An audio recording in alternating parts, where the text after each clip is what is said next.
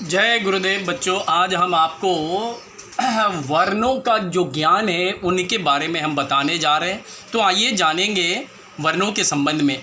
देखिए, हमने ऐसा क्यों बोला कि आज हम वर्णों के संबंध में बताने जा रहे हैं। हमने देखा कि जैसे हमारा जो देश है काफ़ी बड़ा है और इसमें अलग अलग राज्य हैं, तो अलग अलग राज्यों में इनके जो पढ़ने का जो ढंग है थोड़ा अलग है। तो मैं चाहता हूं कि इससे अगर आप लोग ऐसे पढ़ते हैं तो शायद आप लोगों के लिए आसान हो। ऐसा हमने क्यों बोला, तो देखिए कहीं पर ये हर्षय दीर्घय हर्षौ दीर्घौ इस प्रकार से पढ़ाया जाता है, हमने सुना। लेकिन आज हम आपको ऐसे नहीं, हम एक आसान तरीके से हम इसको समझाने की कोशिश करते हैं। शायद आप लोगों को अच्छा लगेगा और हम चाहेंगे कि अगर आप लोग ऐसे पढ़ते हैं तो शायद आप लोगों के लिए किसी शब्दों का निर्माण करने में किसी प्रकार की कोई दिक्कत नहीं होगी।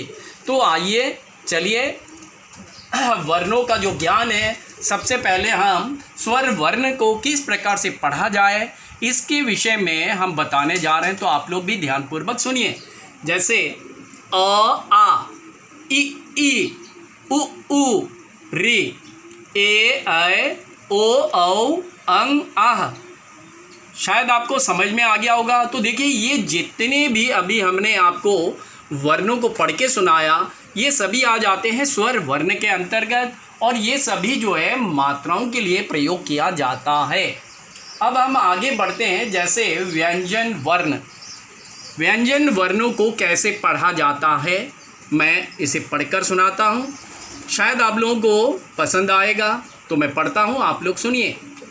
क ख ग घ अंग च छ ज झ ण्य ट ठ ड ढ अण त थ द ध न प फ ब भ म य र ल व तालवा श मूर्धन श दन श ह छ त्र ज्ञ स्र अण ढ।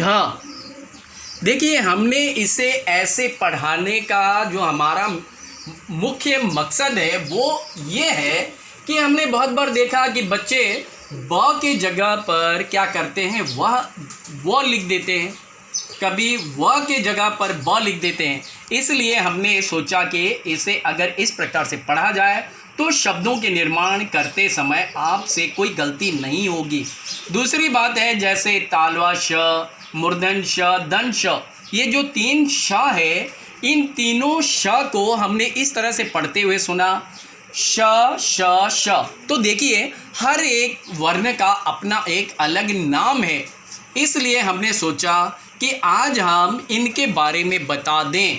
जैसे कि इसे पढ़ा जाता है तालवा श, इसे पढ़ा जाता है मूर्धन श, इसे पढ़ा जाता है दन श।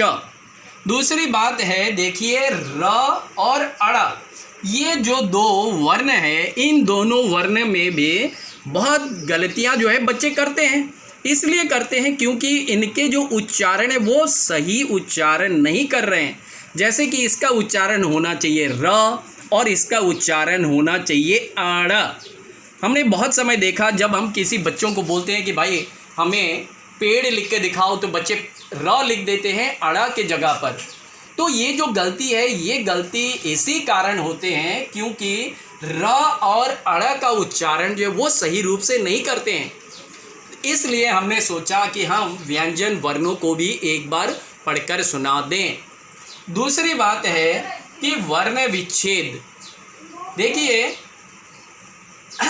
ये जो श है इसे कहते हैं दन श, और ये जो श अभी हमने यहाँ पर लिख के दिखाया है, ये है आधा दन श प्लस अ, यानी कि आधा दन श जोड़ अ। जब आप इन दोनों को जोड़ेंगे तब जाकर ये बनता है पूरा दन स। अब ये जो है ये है तालवा श, और ये जो अक्षर है, देखिए यहाँ पर एक छोटा सा डंडा है, इसका मतलब ये इस अक्षर का आधा है। तो आधा तालवा श जोड़ अ, जब आप इन दोनों को जोड़ते हैं तब जाकर बनते हैं पूरा तालवा श। मूर्धन श जो देखिए ये है मूर्धन श, तो देखिए आधा मूर्धन श जोड़ अ, जब इन दोनों को जोड़ा जाता है तब बनता है पूरा मूर्धन श। तो यहाँ पर हमने दंश, तालवा श और फिर मूर्धन श के विषय में आप लोगों को बताया। क्यों बताया? क्योंकि अगला वीडियो में हम आपको ये बताएंगे कि कब आप आधा दंश लगाएंगे, कब आप आधा तालवा श लगाएंगे, कब आप आधा मूर्धन श लगाएंगे। तो देखिए, अगर आप लोगों को मेरा ये वीडियो पसंद आया हो तो लाइक करना, और अगर चैनल में नए हो तो सब्सक्राइब करना, और इसके बाद जो वीडियो आएंगे उस वीडियो को देखना न भूलना। आज के लिए बस इतना ही। धन्यवाद। जय गुरुदेव।